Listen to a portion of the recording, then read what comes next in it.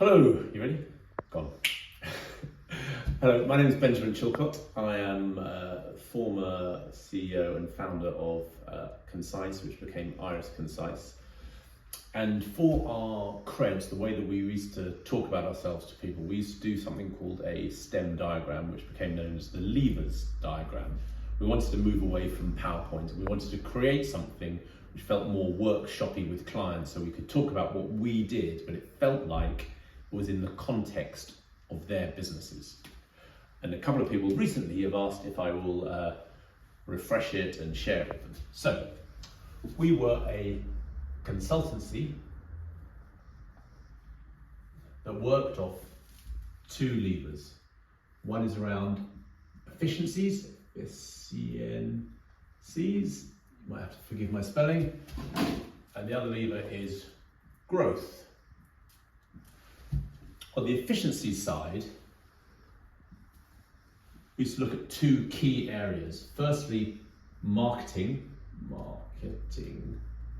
efficiencies, and that's the sort of thing that you would expect there. So what's the cost of customer acquisition by channel? What's the customer lifetime value? Again, obviously by channel. And then where should you be spending your marketing dollars to drive more efficiencies in the process? The second area is around operations. And again, here we would look at things like, it could be the structure of your marketing department, or one of the big projects we worked on with Whitbread many years ago was looking at how their area managers, regional managers and general managers all work together. And they used to have a structure where each regional manager, for argument's sake, had 30 pubs that they looked after, but if you were based in London or the Southeast, that meant you could spend half a day and visit everybody, whereas in Scotland that probably meant you were having like a week or two. And key to what we were trying to achieve was to give the publicans, so the GMs of the actual pub restaurants, more time to be front of house and less time in admin, and what could we take off their hands. So that's on the efficiency side. On the growth side, we look at three key bits. Firstly, more customers. This breaks down into acquisition, I can write that correctly, acquisition and retention.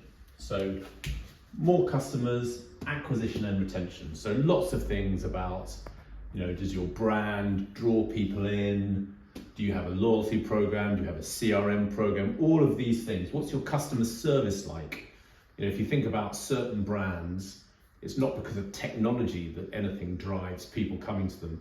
It's because of the way they make you feel. You feel, when you used to go to Waitrose or John Lewis in the olden days, now everyone's more like this. If you ask someone where the jam was, someone in Waitrose would take you to the jam. That sort of customer service made you want to come back. So acquisition and retention.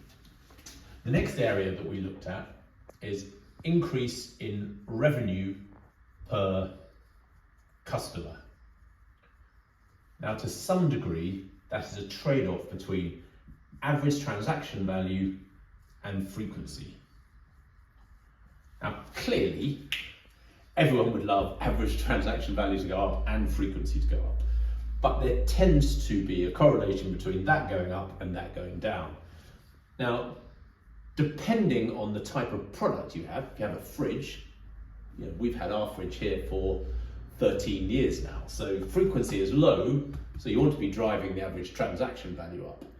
If there's an opportunity for regular frequency, you don't want to disturb that by pushing this too high. Now, what's really important in this scenario, or to be honest, in any scenario, is making sure you understand the business model properly. Now, if you take a franchised business as an example, Domino's would be a great example of this. Domino's Inc., who fun enough were our client, primarily make their money by selling dough, pizza toppings, and the opportunity to sell drinks or whatever to a whole load of franchisees who put that together, turn it into pizza and sell it. So why is that relevant here? Because if today we're selling 15 pizzas at £10, it's £150 worth of sales. but that's 15 lots of pizza dough, 15 lots of topping, 15 lots of opportunity for selling drinks to go with it, or ancillary extras, whatever that might be. The nature of the way that franchise businesses work, roughly 10% will go to Domino's, or 10% of that revenue, some for the marketing budget, some straight to profit. But if we massively premiumize the brand and drive the average transaction value up, you could get a scenario, for example, where you're suddenly only selling 10 pizzas at £15, so you're still having the same £150 overall revenue, but now Domino's Inc. has only sold 10 lots of pizza dough, 10 lots of topping, and 10 opportunities to sell drinks that go with it. Whereas the guys out there, the franchisees, their margin has gone up. I mean, no one's happy about volume going down, but let's pretend for this sake they are happy because their margin has gone up. But actually you, Domino's Inc., have lost out because you've lost your opportunities. So it's really important to understand your business model, to understand where you live on this, and actually what that balance is, because clearly it's not a black and white thing. You want to be trying to inch this up and see what effect it constantly has on frequency, and if it has a detrimental effect, bring it down slightly and see if you can be driving that. Last area we looked at was new opportunities. We broke this down into new market entry.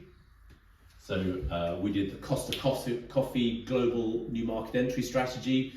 Costa is probably third or fourth biggest coffee chain in the world, after obviously Starbucks, Tim Hortons, I'm not sure who else might be there. But in the early 2000s, we worked with Mark Phillips and David Hutchinson and developed all of their strategies for which markets to go to and why, and how to go to those markets. Next thing we look at new product development. Now, we weren't new product development specialists, but we were the guys that helped with the business case to those sorts of things. The third area would be ancillary revenue. Ancillary. So an example of that for Intercontinental Hotels Group, we did all of their credit card strategy, both in the US and in EMEA.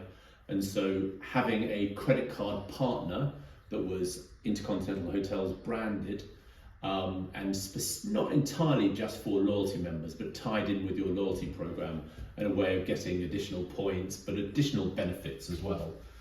And then the last thing we looked at is M&A. So actually, if you're not growing fast enough organically, can buying in other organizations which might have some sort of gap in your portfolio, whether that gap be a geographical gap, a product gap, or indeed, in some cases, you might just be buying in revenue. Often you see these roll-up businesses, particularly marketing services businesses, actually all they're doing is rolling up. So it's not a question of buying a business necessarily that we don't do quite what they do, but actually scale drives the multiple, and obviously that drives the value.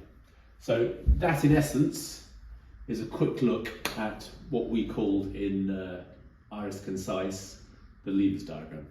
Thank you.